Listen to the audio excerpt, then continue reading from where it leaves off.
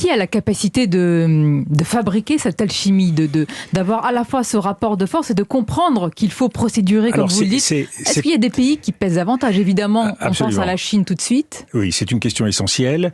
Il y a d'abord un chemin que la Russie et l'Ukraine doivent faire dans leur tête pour savoir à quel moment et sur quelle base il est possible de s'entendre. Et puis, vous avez raison, il y a des pays médiateurs, des pays qui sont susceptibles de peser sur chacun des camps et qui peuvent essayer de forcer la négociation. Vous citez la Chine, je crois que c'est un des grands enjeux de cette bataille auquel nous assistons. C'est un grand enjeu à la fois sur le plan de l'aboutissement d'une négociation politique et c'est un grand enjeu aussi pour la définition du monde dans lequel nous entrons. Alors sur le plan de la définition de la négociation, aujourd'hui l'embarras, la difficulté des Russes les conduit à rechercher des soutiens.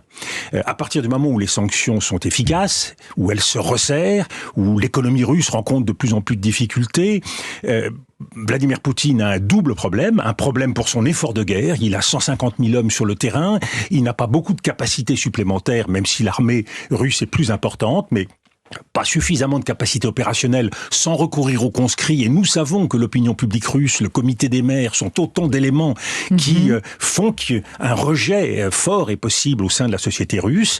Donc ça, c'est un premier élément. Il y a un deuxième élément, c'est que pour nourrir cet effort de guerre, il a besoin d'appui financier et seule la Chine, ou en tout cas la Chine est sans doute le principal allié et partenaire. Alors nous avons vu ce rapprochement entre la Russie et la Chine au fil des dernières années, et c'est sans doute un des échecs de la diplomatie occidentale que d'avoir permis une telle dérive. Et aujourd'hui, la Chine est devant un choix majeur qui l'engage pour longtemps. Est-ce que la Chine apporte aveuglément son soutien à la Russie? Nous avons vu qu'elle s'est abstenue aux Nations Unies, donc c'est déjà un signe de son embarras stratégique.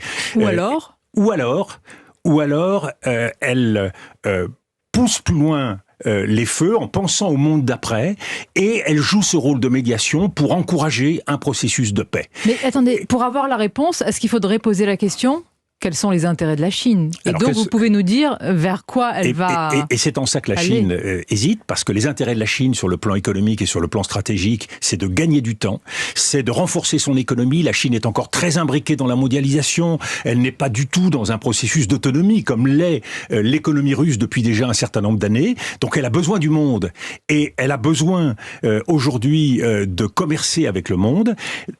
À partir de là, le risque de bascule, c'est soit vers une partition du monde, donc un camp autoritaire qui se formerait avec la Russie, avec l'Iran, avec beaucoup d'autres pays. Le front des sanctionnés aussi. Un front du refus, un front de pays autoritaires, et de l'autre côté, un front occidental. Et c'est pour cela que j'appelle à une responsabilité diplomatique. Et on voit bien que l'enjeu diplomatique, c'est pas seulement aujourd'hui l'enjeu des négociations, c'est l'enjeu du monde de demain. Ne négligeons pas le monde dans la partie qui se joue, c'est-à-dire tous les pays du Sud, tous les pays qui aujourd'hui observent avec beaucoup d'inquiétude les difficultés qui s'accumulent, parce que il y a une crise alimentaire qui se prépare, il y a une crise énergétique qui va avoir des conséquences. On voit l'inquiétude de pays comme l'Égypte, l'inquiétude des pays d'Afrique du Nord, de nombreux pays d'Afrique subsaharienne, de pays asiatiques. Donc il y a aujourd'hui une traduction concrète de cette guerre pour beaucoup de pays du Sud. Et il y a aussi, et de ce point de vue-là, je trouve que nous surestimons nos forces. Il y a un sentiment, un désir de revanche très profond qui peut conduire de nombreux pays à se diriger plutôt vers ce camp des autoritaires. Quand un pays comme le Sénégal s'abstient aux Nations Unies, quand un pays comme l'Inde continue de commercer et négocie l'achat de produits énergétiques, d'hydrocarbures russes, on voit bien que le monde est partagé, le monde hésite. Et dans le fond, est-ce que nous rentrons dans une période où un nouveau rideau de fer va s'abattre sur la planète avec des conséquences encore plus grandes parce qu'il coupera le monde en deux? Ou est-ce qu'au contraire, nous sommes capables de forcer en quelque sorte l'histoire et de pousser la Chine à la négociation et à des relations plus apaisées avec le monde?